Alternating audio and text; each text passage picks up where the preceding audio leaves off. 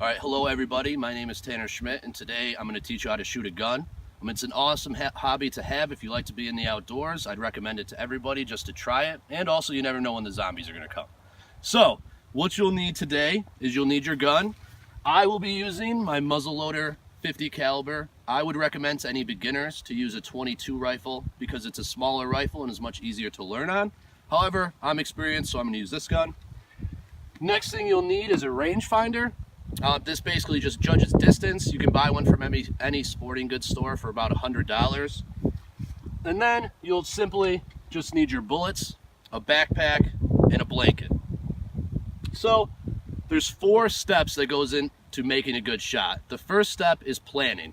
So what you want to do is you want to judge your windage and your distance. So to judge the windage, you can just do the old-fashioned trick, wet your finger, put your finger in the air, feel which way the wind is going, how strong it is. Today I'm lucky, I have a very clear day, so wind's not going to impact my shot. Alright, so the next factor that goes into planning your shot is judging your distance.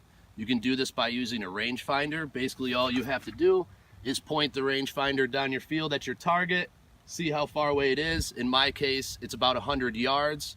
So now that you've planned your shot, the next thing you need to do is secure your base. To do this, there's 2 things that you need to take into account. One is how you hold your gun with your upper body, and the other is how you orient your lower body. So what you want to do is press your gun firmly against your shoulder. This hand is your trigger hand. You need to keep it very relaxed on your stock. The reason why you do that is so you don't twitch and throw your shot off.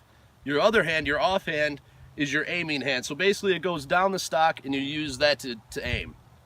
So now that you're holding your gun well, the next thing that you want to do is lay down to get your base. The reason why you do this is to decrease sway.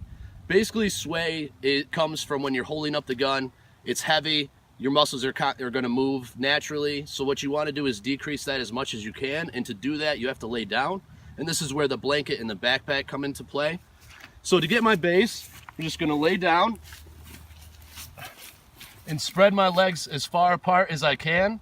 The reason why you do that is because when you go to actually shoot, it'll absorb the recoil or the kickback of your gun.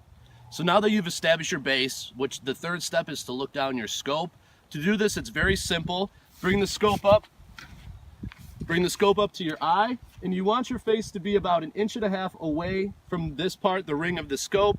This is because you'll get a full view, a full target view. So now that you're looking down the scope, we move on to the last step, which is breathing and pulling the trigger.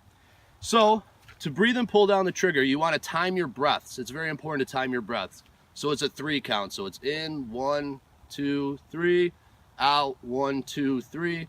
And then when you're ready to shoot, what you do, when you breathe out, you hold your breath on that 3 count once you get to the 3, and you very gently squeeze the trigger. This way, you're going to really control the sway, and you'll get a good shot. So I'm going to load this, and I will show you.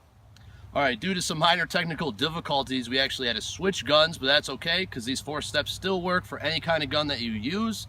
So now I will demonstrate putting all those 4 steps and making the perfect shot. So again, I'm laying down to get my base.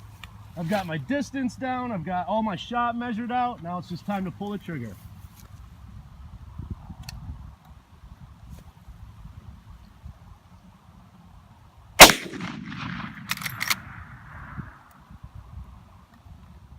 All right, and this should be your final result after you put the 4 steps together. Again, plan your shot, find your base, breathe, and pull the trigger. Those are 4 very good steps that'll lead you to a perfect shot, as I just put on. Now, shooting isn't for everybody, and I understand that. The biggest thing that I can say is it's a great hobby. It's a great way to get outdoors. I would recommend it to anybody that's really looking for a good hobby. You can buy a gun from $200 to $500.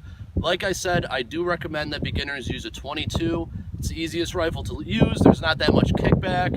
It's very easy to learn on. So I'm glad that you guys had watched my video. I really appreciate it. And to end this, I just do want to say, always make sure you go out there and shoot safe. Whatever you do, make sure there's no one down range.